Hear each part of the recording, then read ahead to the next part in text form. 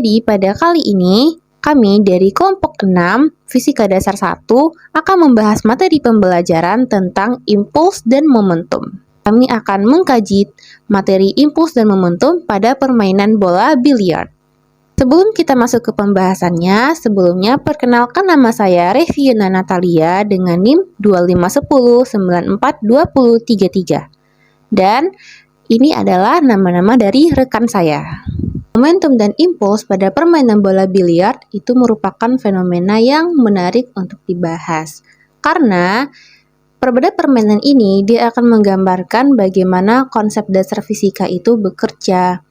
Permainan bola biliar ini juga melibatkan interaksi antara bola-bola yang terjadi melalui tumbukan. Sehingga dengan kejadian ini itu bisa memberikan contoh mengenai prinsip momentum dan impuls.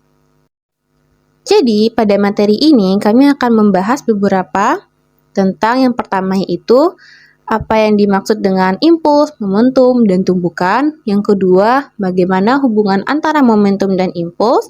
Dan yang ketiga, bagaimana konsep penerapan impuls dan momentum pada permainan bola biliar. Tujuan dari materi ini ialah untuk mengetahui dan memahami konsep impuls dan momentum serta tumbukan pada fisika. Yang kedua, untuk memaparkan dan menjelaskan hubungan terkait impuls dan momentum. Yang ketiga, untuk mengetahui penerapan impuls dan momentum pada permainan biliar. Mari kita mulai dengan momentum. Apa itu momentum? Momentum adalah besaran yang menunjukkan seberapa sulit suatu benda untuk dihentikan. Nah, bayangkan sebuah truk dan sebuah mobil kecil itu melaju dengan kecepatan yang sama. Di antara dua benda tersebut, manakah yang lebih sulit untuk dihentikan? Tentu saja jawabannya adalah truk. Kenapa? Karena masanya jauh lebih besar daripada mobil. Sehingga untuk menghentikan truk tersebut, maka dibutuhkan momentum yang lebih besar. Maka kesimpulannya yaitu semakin besar massa benda, maka momentum yang dimiliki pada benda akan semakin besar pula. Karena momentum berbanding lurus dengan massa dan kecepatan, maka momentum dapat dirumuskan dengan P dikali M kali V. P itu sebagai momentum, M itu adalah massa, dan V adalah kecepatan.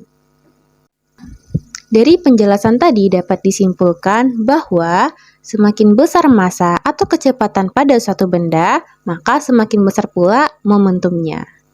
Selanjutnya adalah impuls. Impuls adalah besaran vektor yang menggambarkan gaya yang bekerja pada suatu benda selama selang waktu tertentu. Contoh sederhananya adalah ketika menendang bola. Jadi, kaki yang memberikan gaya ke bola itu terjadi dalam waktu yang sangat singkat. Nah, hasil dari gaya dan waktu singkat inilah yang disebut dengan impuls. Maka, rumus impuls itu I sama dengan F dikali delta T. Dan jika gaya F yang diberikan pada benda berubah terhadap waktu, maka konsep impuls itu ditulis dalam bentuk pengintegralan seperti ini. Pada kurva ini, dia itu menggambarkan tentang gaya atau F yang diberikan pada suatu benda dari waktu ke waktu. Nah, sumbu datar itu adalah waktu, sumbu tegak itu adalah gaya. Titik tertinggi pada kurva itu adalah gaya maksimum yang diberikan. Jadi, apa sih arti dari bentuk kurva ini yang menyerupai gundukan ini? Itu artinya, ketika gaya dimulai dari 0, itu kurvanya dimulai dari bawah. Itu kita aplikasikan saja pada permainan biliar sebelumnya. Nah, itu gaya dimulai dari 0, berarti kalau pada permainan bola biliar itu sebelum stick menyentuh bola, itu gayanya masih 0. Nah, gaya itu akan berubah atau akan membesar dengan cepat saat stick mulai menekan si bola. Nah, barulah gaya akan mencapai puncak saat terjadi tumbukan antara stick dan bola itu keras. Terjadi tumbukan yang keras. Nah, lalu setelah terjadi tumbukan, gaya itu akan mengecil lagi atau kembali ke 0. Itu terjadi ketika stick melepaskan kontak dengan bola. Nah, seperti itulah penjelasan dari kurva ini jika kita hubungkan dengan permainan bola biliar. Intinya, gaya saat benturan itu tidak konstan. Dapat disimpulkan bahwa impuls sama dengan luas daerah di bawah grafik. Impuls juga dapat digambarkan sebagai jumlah yang menyatakan efek dari gaya total yang bekerja pada suatu benda. Jadi, daerah yang diarsir ini adalah nilai total impuls yang menyebabkan bola bergerak. Semakin besar luas kurva ini, maka semakin besar pula impuls yang diterima benda. Assalamualaikum warahmatullahi wabarakatuh. Perkenalkan, nama saya Nadia Henry dengan NIM 25109420031. Di sini, saya akan melanjutkan materi tentang tumbukan. Tumbukan adalah interaksi yang terjadi ketika dua benda saling bertumbukan dan bertukar momentum dalam waktu yang singkat. Dalam fisika, terdapat 3 jenis tumbukan. Yang pertama, tumbukan elastis, kedua, tumbukan tidak elastis, dan ketiga, tumbukan sepenuhnya tidak elastis. Yang pertama adalah tumbukan elastis. Tumbukan elastis adalah energi kinetik total tetap kekal sebelum dan sesudah tumbukan itu sama. Ciri-ciri dari tumbukan elastis adalah tidak adanya energi yang hilang dan tidak ada panas atau bunyi yang ditimbulkan dari tumbukan tersebut. Koefisien restitusi dari tumbukan elastis itu sama dengan 1. Ciri-ciri dari tumbukan elastis adalah saat kita bermain ketapel. Yang kedua, tumbukan tidak elastis. Tumbukan tidak elastis, sebagian energi kinetik hilang atau diubah menjadi bentuk energi lain. Ciri-cirinya adalah energi total dari tumbukan itu tidak kekal. Contoh dari tumbukan tidak elastis adalah tumpukan antara dua mobil. Untuk koefisien restitusi dari tumpukan tidak elastis itu adalah 0 besar dari koefisien restitusi besar dari 1. Yang ketiga adalah tumbukan tidak sepenuhnya elastis. Kedua benda menyatu setelah tumbukan dan bergerak bersama setelah tumbukan. Contohnya adalah saat kita menjatuhkan tanah liat ke bawah. Dan untuk koefisien restitusi dari tumbukan sepenuhnya tidak elastis itu sama dengan 0. Untuk selanjutnya, kita masuk ke materi hukum kekekalan momentum. Hukum kekekalan momentum adalah prinsip dasar fisika yang menyatakan bahwa tidak ada gaya gerak eksternal yang bekerja pada suatu sistem. Hukum konversi momentum atau hukum kekekalan momentum pada setiap jenis tumbukan, momentum sistem total selalu dipertahankan, meskipun energi kinetik bisa saja tidak dilihat. Dalam tumbukan dua benda, energi konversi momentum dinyatakan dengan M1 dikali V1 ditambah M2 dikali V2 sama dengan M1 kali V1 aksen ditambah M2 dikali V2 aksen, di mana V1 dan V2 adalah kecepatan awal benda 1 dan benda 2, dan V1 aksen dan V2 aksen adalah kecepatan benda 1 dan benda 2 setelah mengalami tumbukan. Baik, perkenalkan, nama saya Habib Muzaki dengan NIM 2510942030. Jadi, pada slide ini kita akan melihat bagaimana konsep momentum diterapkan dalam kehidupan sehari-hari, khususnya pada permainan bola biliar. Ketika seorang pemain memukul bola putih dengan stik bola, bola tersebut akan bergerak menuju bola lain di atas meja. Pada permainan bola putih menumbuk bola merah, gaya tumbukan hanya terjadi antara kedua bola tersebut. Dalam kondisi ini, mengabaikan gaya eksternal yang kecil seperti gesekan meja. Karena tidak ada gaya eksternal yang signifikan, maka hukum kekekalan momentum berlaku, yang artinya momentum total sebelum tumbukan akan sama dengan momentum total setelah tumbukan. Fenomena ini juga menjelaskan mengapa bola yang semula diam dapat bergerak setelah ditumbuk oleh bola putih, sementara bola yang sebelumnya bergerak bisa berhenti atau berbelok arahnya.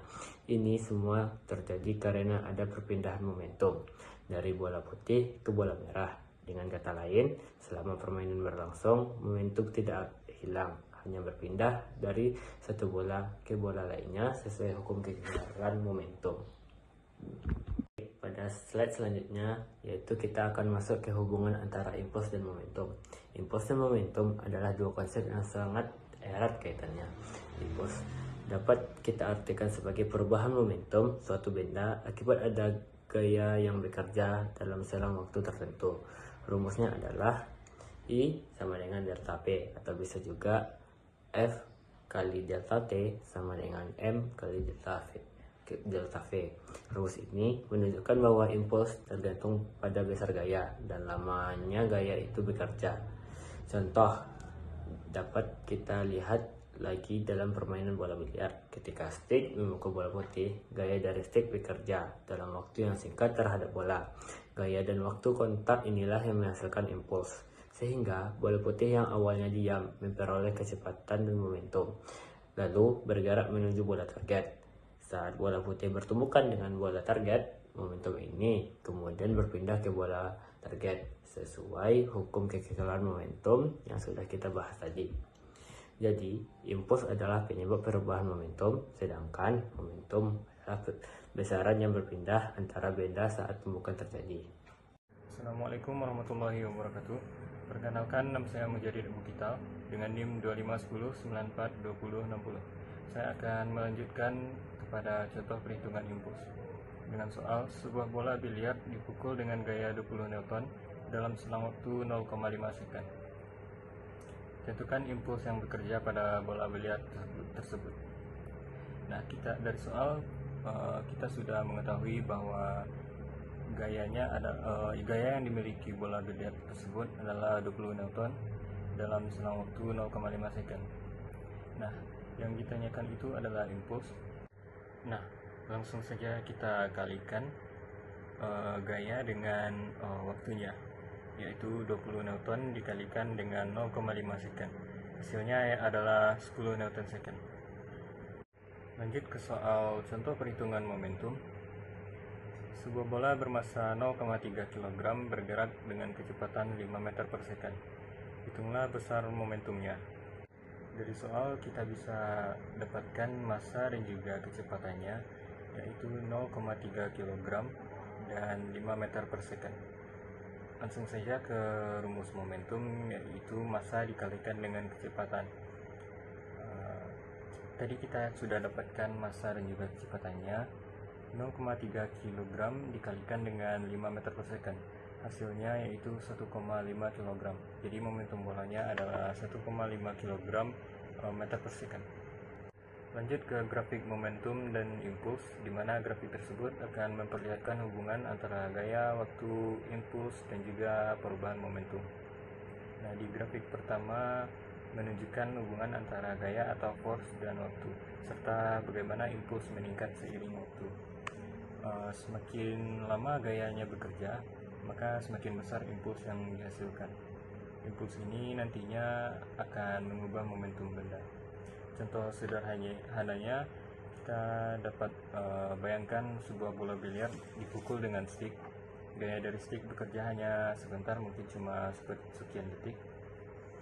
Di grafik ini, gaya ditunjukkan oleh garis biru yang naik lalu turun dalam waktu singkat. Nah, luas di bawah kurva gaya terhadap waktu itu yang disebut impuls. Impuls inilah yang membuat bola yang tadinya diam langsung bergerak. Jadi semakin besar gaya pukulannya, semakin besar juga impuls dan momentum bola pun akan bertambah.